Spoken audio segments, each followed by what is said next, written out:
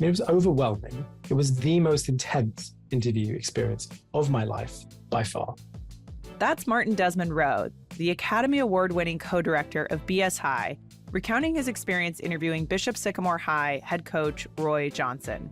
Do I really want to be famous? Do I really want people to see me? Here is a portrait of a con man. How often does a straight con man sit down and tell you how and why he did the con? My name is Mary Pilon, and I'm the host of the BS High podcast, the official podcast companion to BS High, the HBO documentary, which you can watch right now on Max. This podcast gives an exclusive behind-the-scenes look at what went on with Bishop Sycamore and how we told the story on screen. Today, we'll be talking to Martin, who, with his frequent collaborator, Trayvon Free, co-directed the documentary. One of the first tasks that they faced was interviewing Roy, who had agreed to participate in the film. A lot of Roy Johnson is anecdotal, right? So a lot of it becomes legend. But what on earth would Roy say once the cameras were rolling? What was his role in all of this?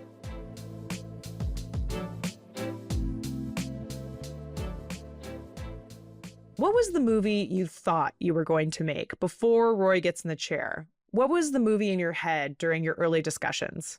Yeah, well, and I mean, after the first phone call, I think we thought we'd been hired to make a sort of lighthearted story about, like, you know, people faking it until they make it. You know what I mean? And the pitfalls of faking it till you make it. I think was sort of like a largely comic story of can-do spirit getting a little bit ahead of itself. Because when you first talked to Roy, or when we first talked to Roy, he was beyond hilarious. I remember it. He was sitting in his car, holding his FaceTime camera up so that the sun was across his face, and he was wearing sunglasses that he pulled down half of his face so that he could show us his eyeballs if he wanted to by raising the camera up. I was like, my God, this man's a character. He was such a little movie star. And he was just regaling us with stories. I'm a son, a brother, a nephew, a coach, a motivator, a father. He just was telling us the most self-aggrandizing, but also self-deprecating. Those are like the serious answers. But for a little bit easier answer that people can digest, I always refer to the A-Team. I took the embodiment of that show. Like, I thought I was Hannibal. Hannibal would come up with plans all the time, and then the plans were crazy, right? Even though the plans didn't necessarily work out the way they should, they worked. He was so winning. We were like, oh my God, this is going to be amazing. This guy's hilarious. He's a great narrator. Obviously, he's, you know, not the most reliable narrator of his own life. But, you know, there was a sense of getting the truth might be a challenge. You know, he had a bit of the Trump to him, I suppose, was our initial feeling. But I suppose pre-President Trump, I suppose sort of like the Apprentice Trump, when it all felt kind of fun. You know what I mean? And so we were thrilled. So we thought we were going to be making a lighthearted story about poor hustlers doing their best and kind of, you know, girl bossing a bit too close to the sun was kind of what we thought we were going to be making. And that is very much not what we discovered when we started to do the filming. When did the shift occur that we're not making a Bad News Bears story, that there's something more here? Yeah, Bad News Bears is a good comp. It began during the research. It didn't just begin with Roy in the chair. There was a lot of good research that had been done before we joined the project. I don't want to take credit for all of it. There was some excellent reporting in the Times. There was an enormous amount of work had been done by Andrew King, who was a local journalist in Columbus, who had written about it for a number of different outlets over a number of years. As we got stuck into the evidence that had been previously dug up, we started to realize, this isn't that light. There's some challenging aspects to this that we're going to need to get into with Roy, and we're going to need to actually understand. We can't allow him to come and only tell his side of the story when it was so clear that there were many, many other sides to the story that needed to be examined, most of which, or I would say all of which, almost all of which, painted the story and Roy and to some degree Andre in a much darker light than we'd even imagined. And then So, we had a crack team of researchers. We got to work digging up what was there. And I've got to say, the researchers very quickly gravitated towards, the research team that we had on the project. They sniffed out the seriousness of it almost overnight. There were just too many things that didn't add up. The money, where did the kids come from? Where were the kids staying? Why was there no consistency of kids from year to year? Was there a school? Did anybody go to school? What were they telling the kids before they got there? What did the kids discover when they got there? Was there straight fraud? Whatever level of nefarious behavior was happening, there was absolutely it was an atmosphere of chaos, and an uncontrolled chaos was the was the Bishop Sycamore brand, as far as we could tell, which, when we got Roy in the chair for the big interview, made a lot of sense. Attitudes trickle downhill, or, whatever they say, culture comes from the top. What was that first sit down with Roy like? We began filming the whole project once we joined with a 3-day, 10 hours a day interview with Roy. So it was a 30-hour session that we shot all in one room with the same lighting setup, and basically anything you see in the film of Roy was shot in this one room, and the majority of it was shot in these first 3 days. And it was simply, I've had the privilege of interviewing hundreds of people from every walk of life, and although from celebrities to African tribesmen, right? And I've never been in an interview scenario. It was overwhelming. I think maybe that's the word. It was the most intense interview experience of my life by far. Roy walks into the room, and before he's even sat down, he asks the assistant camera operator, the person that changes the lenses and keeps the cameras clean. He sits down, he looks at me, he goes, "Hey, do I look like a con man to you?" Do I look like a con artist? That's what I'm asking. Do I look like a con artist, or do I do like regular normal person? Okay, it was a specific question you had. And this poor camera kid, he's like 25. He's like, why is the scary subject guy talking to me? And he's like, "You look good, man." And Roy goes, "But that wasn't the question." And as I'm listening, I'm like, oh, he's walked in here. He wants to control this interview. He's walked in here thinking that he can outsmart us and outplay us. It's rare in documentaries that somebody with so much to lose is prepared to sit opposite people that, let's be honest, right? There's a huge amount of documentaries made at the moment where somebody famous is involved, and oftentimes they're listed as an EP on the project. It's some version of the official narrative. Doesn't mean the films aren't good. The Last Dance was a great series, but Michael was an EP on it, and they can't put anything in that Michael doesn't want to put in, right? Roy sitting down like that, I was like, oh my gosh, this is a battle of wills right now. He wants this film to happen because he's a narcissist. He subscribes to the Trumpian logic of there's no such thing as bad press, and in addition to that, he's just excited. We're the big Hollywood film crew. We're a little, it's funny, is in our industry, we're a small little doc crew, right? There's like 7 or 8 of us. So Roy sits down opposite us and tells it, and I realize immediately, okay, he's come here to tell us a selected, highlighted, edited version of his life and effectively try and con us into presenting a version of him that he can live with. Without wanting to, blow our own trumpets or whatever, but that was catnip to Trayvon and I. We're like, wow, this is going to be one of those. That's awesome. And it was the most, that's what it is. Of all the interviews, of the hundreds of interviews I've done on camera, it was the most thrilling because Roy's smart. He's really smart. He's one of the smarter interview subjects. He's one of the smarter people I've met. It's such a tragedy what he's chosen to do with that intellect. I respect his intellect highly. I don't respect his actions very highly, but his capabilities, I do respect. He's electric. He's charming. He's dominant, but in a way that is welcoming and entertaining. He expects your attention, but he demands it by rewarding it with entertainment. It became a 3-day game of cat and mouse, of can we hold him accountable? And it was fascinating, the speed with which he could deflect a really strong line of argument. You know what I mean? Like we could come at him with fact. He wanted to be engaged theatrically. I suppose that's my way of putting it. He's a very theatrical person. And in interviewing, you want to match the energy of the person that you're interviewing. You wouldn't go hyper theatrical with a very, calm and rational person with those, if you're attempting to get them to open up, you want to communicate, not always, but sometimes in the language that they enjoy. And Roy wanted theater. He wanted that. And so we had famous Royisms that we just quoted all the way through production. I'm not a con man, I'm con man-ish. And I think I'm the most honest liar that I know. So if you ask me if I'm a liar or have I lied, yeah, absolutely.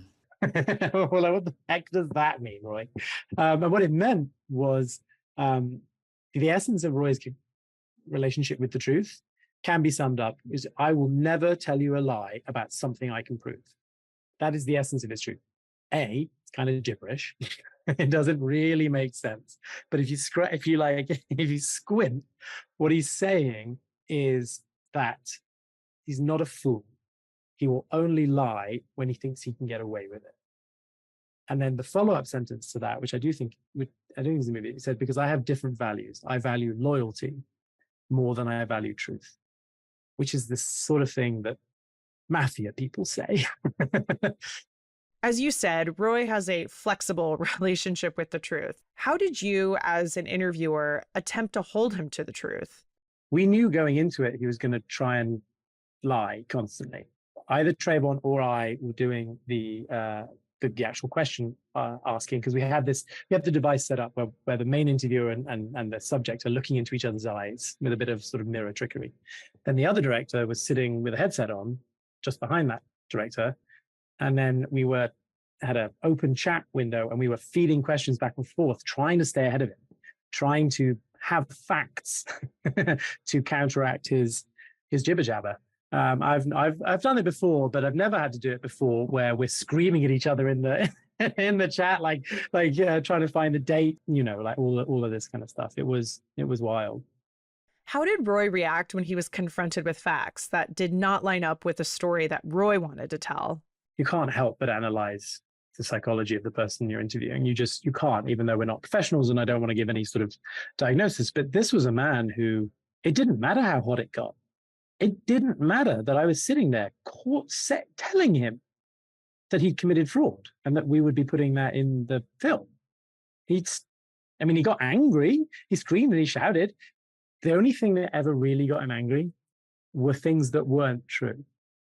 Like the occasional thing that we got wrong, that would trigger him so hard. That's how we could know. But like the rest of it, he would just stay charming and try and get away from us. An unforgettable interview. And also the corner of the film. I mean, when we had that, we got to the end of those 3 days, we knew we had the movie. Here is a portrait of a con man. How often does a straight con man sit down and tell you how and why he did the con? Like, it's fascinating. We'll have more of this conversation in a moment, but first, a word from our sponsors.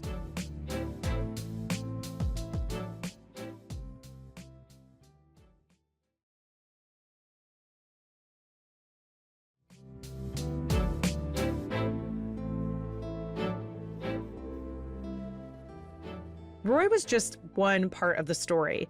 The other major element were his former players. What was the process to get their perspective in the doc? Yeah, we had a hell of a time tracking down the kids because their names were never properly. There was the date. Obviously, Roy wasn't sharing any official school paperwork with us. I mean, if there was any. So we were tracking down the kids piecemeal by what we could find. Initially, Roy gave us a list of the kids he wanted us to talk to, and so we were like, those aren't probably the kids that we're going to want to talk to here because Roy's telling us to talk to them. But those are a lot of the kids we talked to, and they didn't have. If those were the best kids Roy could provide as character witnesses, then he was doomed from the start because even the kids that loved him and still had affection for him saw him for what he was by this point. So I suppose it's worth saying that school existed in various incarnations for 4 years.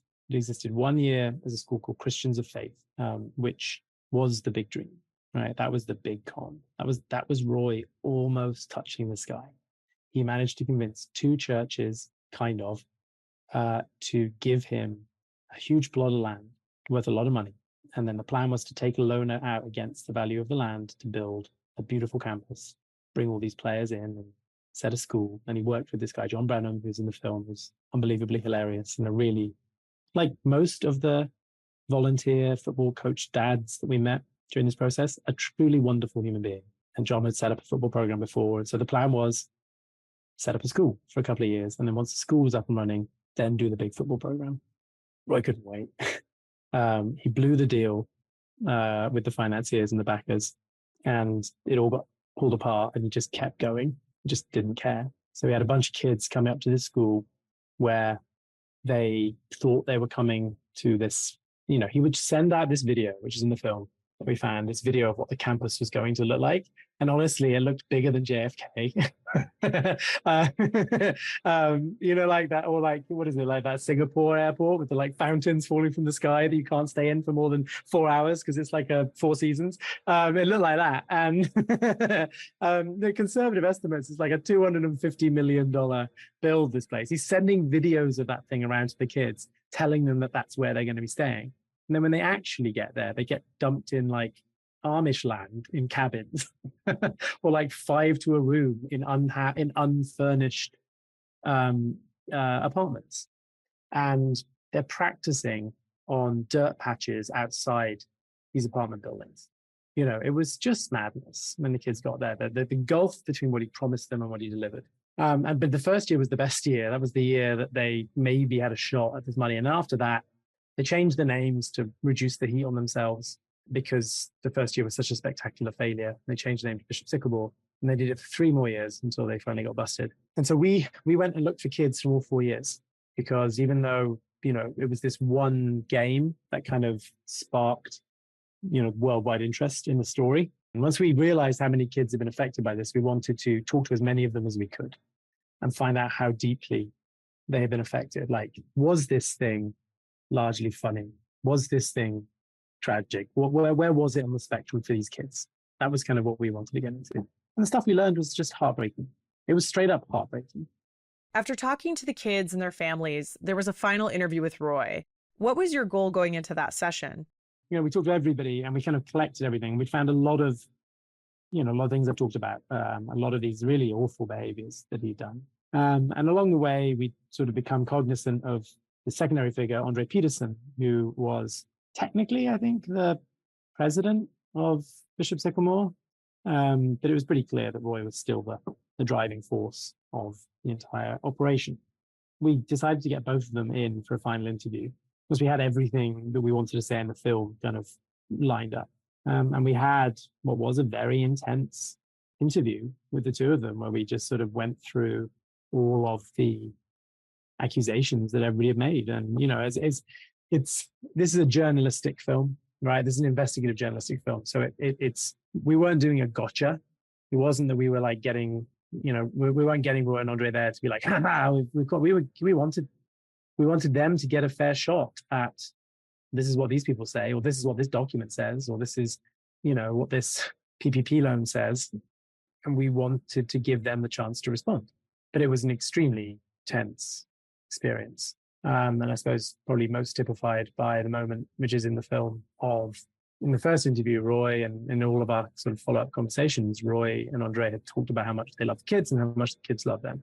Almost every single one. I mean, certainly every single one of them broke our heart in terms of saying what it was like to turn up to a place for hopes and dreams and realized, actually, I think JD, Justin, said it best. He's like, I came to this school that I thought was going to be a good Christian school. I was going to get to play football and better myself. And it turned out to be full of the gangster behavior that I was running away from, that my parents, that my mum was sending me away from. And the kids all had that experience. And so, and bear in mind, like half the kids that we spoke to on camera were kids that Roy literally told us to go and speak to. And so we played an edit for Roy and Andre of these kids telling him what they felt about him. It was very interesting the way the two of them reacted. Andre got quiet and sad, and Roy stormed out screaming and just calling the kids liars.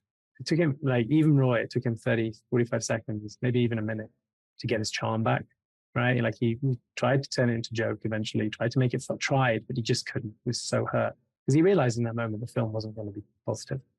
Up until then, he'd assumed he was going to win, and that this was largely going to be naughty Roy kind of vibe. And then he realized that it was going to hold him more accountable than that. It wasn't an easy day. I share a weird moment. because he's so theatrical. That was the ending of the interview. Basically, we knew that once we dropped that one in, we weren't going to be able to go back and get detailed stuff. So after that, we start rolling the cameras, and Roy starts crying. I'm basically asking how he can get better. And he starts hugging me and crying, and I can feel tears running down my neck. And I'm like, this is not in my job description, Roy. And like I say, again, if you put this in it and when Roy listens to it, I do see some light in you, Roy. I do. But I don't know that you know what atonement really looks like, because you can't do it unless you admit what you did. And I was receiving the definition of crocodile tears. It was like a 2-year-old that had been caught with their hand in the cookie jar. But it was a 40-year-old man bear hugging me. It was I'll never forget it. Like I've never had that moment from a subject before. And I knew enough about him by that moment to realize it was like 9.5% sincere and, 90.5% theatrical. Last question. What impact do you hope this film will have? So that's an interesting question. Yeah, I mean, there's lots and lots of answers to that. I certainly hope that Roy and Andre are not allowed to set up another school, which, I mean, that is, you'd think that might be low-hanging fruit, given what he did. But the truth is that with a combination of Ohio state law and federal law, the way these things go, as a religious school, they're basically immune to any oversight or regulation. Like, there's no, as Roy says at the end, we can't stop it. He's not wrong. Like, legally, they would literally have to change Ohio state law to stop Roy and Andre from doing this again. However, one hopes that shame might at least stop Andre. If you're listening, Andre, please let shame stop you. I can't imagine it stopping Roy, but maybe collectively, the shame of the universe will at least slow them down. But this is, as they say, again, as Roy says, he's far from the only person doing this. This is a cottage industry playing on these kids' dreams. You have a bunch of kids it's actually something Trayvon and I were talking about literally yesterday, actually, is really what's the film about? The film, in a lot of ways, is about the curse of low expectations. You have a bunch of kids who've been told by their socioeconomic status, those are great kids, all of them, but they are from a system that has told them that they are largely valueless apart from their physical prowess, probably since they were 8 or 9, maybe younger. And so what you have is a bunch of kids who've been led to believe they have no real value, except maybe in this one warrior area. And so then as the top of that pyramid approaches, and there are less and less spaces available, they get more and more desperate because they've not been taught that they have any other meaningful value. Into that gap between the number of spaces at the top of that pyramid and the number of kids that want it come these slimy gits. And Roy and Andre are by no means alone, and they're probably not even nearly the worst. There are schools in every state doing some version of this, taking advantage of these kids. If he can do that there, best believe someone else is doing it somewhere else. You know what I mean? Preying on these kids, and probably at a grander scale. There are the tangible call to action things that a film can do, which is, please God, look at the way these football academies are set up, because they are hurting kids. Bare minimum, these kids had a year at a critical development age where their worthlessness and valueness, the fact that they had no value to society, was reinforced aggressively. They went to somewhere that was promised as a Xanadu and turned out to be 5th level of hell, right? And that's the unforgivable thing that Roy and Andre did. And that's what they also can't see, because they're like, well, the kids had shit lives anyway. And so what? We gave them a bit more shit. It's like, yeah, but you promised them something different. You took on the role of dad, which these kids desperately wanted, and then you shat on them.